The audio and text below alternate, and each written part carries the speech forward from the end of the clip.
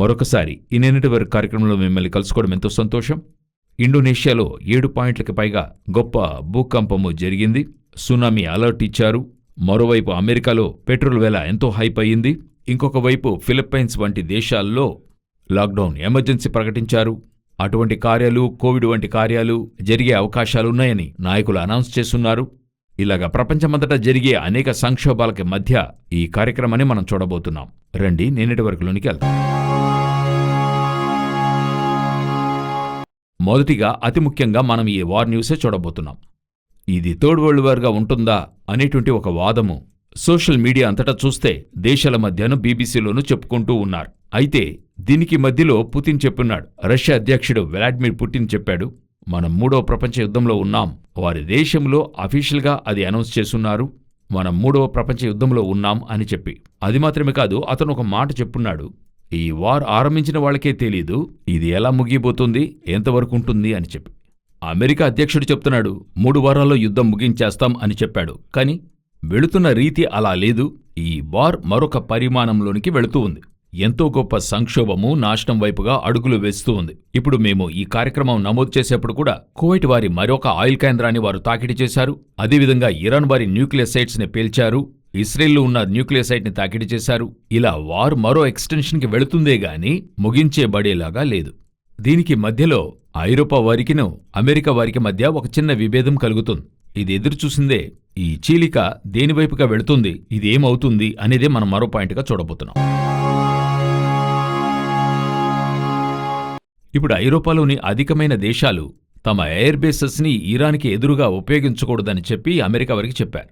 ఈ నేటో దేశాలకు గత 80 ఏళ్లుగా 1940 కాలం తర్వాత అమెరికానే ఒక గొప్ప రక్షణగా ఉండింది.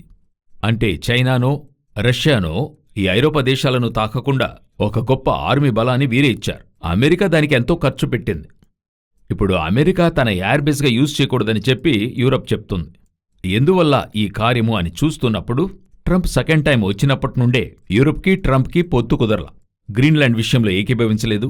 అప్పటినుండి వారు చెప్తూనే ఉన్నారు, ఐరోపా కోసం ఒక మిలిటరీని సిద్ధపరచాలి అని చెప్తున్నారు. ఇదంతా ఒక లోకప్రకారమైన న్యూస్. దీని వెనుక ఉన్నటువంటి బైబిల్ సంబంధిత కార్యాలు ఏంటని చూస్తే అమెరికా పతనం ఆరంభమైంది అని ఎన్నో ఏళ్లగా మనం చెప్తూ ఉన్నాం. ఇప్పుడు అమెరికా నిరాకరించబడుతుంది. ఇరాన్నే వాళ్ల వల్ల ఏమి చేయలేని స్థితికి వెళుతున్నప్పుడు దీనికి మధ్య ఐరోపా వారితో చేరికలు. మన లెక్క ప్రకారంగా, బైబిల్ లెక్క ప్రకారంగా సముద్రము నుండి మృగము లేచి రావాలి. అది యూరోపియన్ యూనియన్ అని చూస్తున్నాం. ఇప్పుడు యూరోపియన్ యూనియన్ లేచి రావడం చూస్తున్నాం. ఐరోపా వారు ఇక మేము చూసుకుంటామని చెప్తున్నారు. అది మాత్రం కాదు, కొంచెంగా ఇప్పుడు అమెరికా ప్రక్కకు నెట్టబడుతుంది. దీని పరిణామం ఏంటి అని చూసినట్లయితే ఖచ్చితంగా అమెరికా ప్రక్కకెళ్ళినప్పుడు రష్యా కొంత తల ఎత్తుతుంది. ఒక పత్రికలో చూశాను, ఈరోజు ప్రపంచ లెవెల్లో వాల్యుబుల్ అయిన ఒక నాయకుడు ఉన్నాడంటే పుతినే అని చెప్తూ ఉన్నారు. కారణమేంటంటే ఐరోపాకి గ్యాస్ ఇవ్వడం నుండి, అది మాత్రమే కాకుండా పలు విషయాల్లో పుతిన్ యొక్క తీర్మానం చాలా ముఖ్యమైనదిగా ఉందని చూస్తూ ఉన్నాం. సో పుతినే వాల్యుబుల్ నాయకుడని చెప్తున్నారు. ఒకవేళ పుతిన్ ఉక్రెయిన్ కొట్టాలని ప్రయత్నిస్తే తన దేశాన్ని ఎక్స్టెండ్ చేయాలనుకుంటున్నాడు. ఎందుకంటే పుతిన్కి ముందుగానే ఒక ఆలోచన ఉంది. సమాఖ్య రష్యా అనేది ఒకటి ఉండింది తాను రాకముందు. పెరెస్ట్రోయికా అనే ఒక చట్టము మూలముగానే మిఖాయిల్ గార్బచోవ్ వారి కాలంలోనే రష్యా ముక్కలుగా అయింది. అటు తర్వాత ఎల్సిన్ వచ్చాడు. ఆ తర్వాత పుతిన్కి మరలా ఆ సమాఖ్య రష్యా ఏర్పరచాలనే ఒక కల. ఇప్పుడు అది నెరవేర్చాలనుకుంటున్నాడు.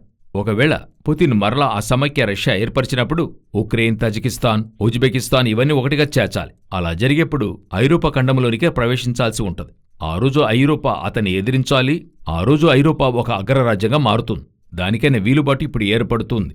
దీనితో పాటు బైబిల్ ప్రకారం ఎజెకియల్ 38:39 ప్రకారం రష్యాను, ఇస్రాయేల్ను ఢీకోనాలి. దీనికైనా అవకాశాలు ఏమైనా ఉన్నాయా అనేటువంటిదే మరో పాయింట్గా చూడబోతున్నాం. ఇప్పుడు రష్యా యుక్రెయిన్ సమస్యలో రష్యా ఇంకా యుక్రెయిన్తో అనేక సమస్యల్లో ఉంది. ఉక్రెయిన్ని జయించే స్థితిలో లేదని అందరూ కూడా చూస్తూ ఉన్నారు. దానికైనా ఒక రీజన్ ఉక్రెయిన్ దగ్గర ఉండే డ్రోన్ వంటి కార్యాలు. ఇప్పుడు ఇస్రాయేల్ ఏం చేసింది, ఇరాన్ నుండి తప్పించుకోవడానికి ఉక్రెయిన్ దగ్గర డ్రోన్ అడిగి ఉన్నారు. ఇప్పుడు ఇరాన్లో ఉండేవన్నీ కూడా రష్యా వెపన్స్. రష్యా వారి వెపన్స్ ఇరాన్లో ఉన్నాయి. ఉక్రెయిన్ వారి వెపన్ ఇస్రాయేల్కి వస్తుంది. ఇప్పుడు ఇద్దరూ పరోక్షంగా యుద్ధము చేసుకునేవారు ఇప్పుడు నేరుగా ఢీకొంటున్నారు. ఇప్పుడు ఇందులో ఒక న్యూస్ ప్రకారంగా రష్యా వారి అన్ని ఆయుధాలు ఇరాన్కి మద్దతుగా ఉన్నాయి. ఒకవైపు చైనా కూడా ఉంది. ఆటోమేటిక్గా రష్యా, ఇజ్రాయెల్ వారికి నేరుగా యుద్ధము చేసే అవకాశాలు ఎన్నో తలెత్తుతూ ఉన్నాయి. ఏదో ఒక స్థలంలో ఇది ట్రిగ్గర్ అవుతుంది. అమెరికా వేరు చేయబడుతోంది, గల్ఫ్ దేశాలు రష్యా వైపు చేరతాయి. ఇప్పుడు హఠాత్తుగా ఇజ్రాయెల్ ఏం చేసింది? పాలస్తీనీలకు ఉరి శిక్ష విధించడమైంది. అంటే హద్దుమీరి లోనికొచ్చిన వారికి ఉరి శిక్ష. ఇది గల్ఫ్ దేశాలు ఎదిరిస్తున్నాయి. ముందుగానే గల్ఫ్ దేశాలకు అమెరికా మీద ఒక అసంతృప్తి ఉంది. ఈ విషయంలో అమెరికా మనకు భద్రత ఇవ్వాలా అని చెప్పి. సో ఇప్పుడు ఆటోమేటిక్గా రష్యా వైపుగా తిరగ్గా పాలస్తీనా ఇష్యూలో గల్ఫ్కి మద్దతుగా రష్యా రాగా ఆటోమేటిక్గా ఇది రష్యా ఇజ్రాయెల్ సమస్యగా మారే చాలా అవకాశాలున్నాయి. ఇక పోనుపోనే ఈ విషయాలన్నీ కూడా తెలుస్తాయి. బైబిల్లో చెప్పబడిన ప్రవచనాల ప్రకారంగానే ఇవన్నీ కూడా జరుగుతూ ఉన్నాయి. ఒక వార్ ఎక్కడన్నా ఆరంభం కావచ్చు, అది ఎక్కడన్నా ముగియవచ్చు. అయితే ఇప్పుడు మీరు చూసినట్లయితే ఈ వార్ కొంచెం కొంచెంగా అటువైపుగానే వెళుతూ ఉంది. అందరూ అమెరికా, ఇరాన్ మీదే ఫోకస్ చేస్తూ ఉన్నారు. అది ఇజ్రాయెల్, రష్యాగా మారుతుంది. అటువైపుగానే ఈ వారు వెళుతుంది. దీని అప్డేట్స్, ఇక జరగబోయే కార్యాలన్నీ కూడా ప్రభు చిత్తమైతే, రాకడ ఆలస్యమైతే మేం వీటిని గురించి తెలియజేస్తాం. మనము మరొక ముఖ్యమైన విషయాన్ని చూడబోతూ ఉన్నాం. వీటికి మధ్యలో ట్రంప్ ఒక అతి ముఖ్యమైన సైన్ చేసి ఉన్నాడు. అదేంటని అడిగితే BISC అని చెప్తారు. అంటే biological interface system to cortex. అంటే ఏంటి అర్థం అని అడిగినట్లయితే నొసటిలో చిప్ అమర్చడం. కొంత ఈజీగా అర్థం కావడానికి చెప్పాలంటే 6G ఆ లెక్క ప్రకారం మరో టెక్నాలజీలోనికి వెళ్తున్నాం. మన నొసటి మీద చిప్ అమర్చడం. మనకు తెలుసు ప్రకటన 13-16 ప్రకారం కుడి చేతిలోనో నొసట్లోనో అమర్చాలి. ఇప్పుడు అదేలాగా నొసట్లో చిప్ అమర్చడానికి ఒక సైన్, అనుమతి ఇవ్వడానికైనా ఒక సైన్ అది చేసున్నాడు. ముందుగానే బిల్ గేట్స్ ఇప్పుడు కెన్యాలో పిల్లల చేతిలో ఇది అమర్చే విధంగా, అంటే చేతిలో అమర్చేదిగా ఒక న్యూస్ వస్తూ ఉంది. అదొచ్చి వ్యాక్సిన్ కోసం అనేది చెప్తారు. లేకపోతే ఓవరాల్ అన్నిటికీ వ్యాక్సిన్ సర్టిఫికేట్ ఉంచుకున్నాం కదా, ఆ విధంగా ఓవరాల్గా అన్నిటికీ ఈ ఒక చిప్ అమర్చడమనే కార్యము అది బిల్ గేట్స్ కెన్యాలో చేస్తున్నాడు అని చెప్తూ ఉన్నారు. మరోవైపు ఈయన దీనికోసం సైన్ చేశాడు. ముందుగానే యూరోపియన్ యూనియన్లో ఏం చెప్పి ఉంచారంటే వ్యాక్సిన్ పాస్పోర్ట్ అన్నట్టుగా అందరికీ ఈ డిజిటల్ ఐడి ఉండాలనేది చెప్పి ఉన్నారు. ఇప్పుడు ఒక దానికైన మేజర్ సంతకమే ట్రంప్ చేసున్నాడు. సో ఈ వార్ ముగింపులోనో లేక వార్కి మధ్యలోనో ఒక గొప్ప పాండమిక్, లేకపోతే ఈ వార్ ఒక గొప్ప విపత్తు కలిగించే పక్షములో రిమైనింగ్గా ఉండే అందరికీ ఇటువంటి ఒక ఐడి వేసుకోవాలి, అంతమంది రిజిస్టర్ చేసుకోవాలి. ఎవరున్నారు, ఒంటిలో ఏ క్రిమి ఉంది, న్యూక్లియర్ వల్ల ఎఫెక్ట్ అయ్యారా, ఇవన్నీ చెక్ చేయడానికి అందరి చేతిలో ఇటువంటి చిప్ వేయాల్సి ఉంది. దీని గురించిన అప్డేట్స్ మీకు అందిస్తాం. అయితే అన్ని కూడా రెడీగా ఉన్నాయి. ప్రకటన 13, 16, 17 చెప్పినట్టుగా మరొక పాండమిక్ అనేది వస్తుందనేది మాట్లాడుకుంటున్నారు. WHOలోనూ అనౌన్స్ చేస్తున్నారు.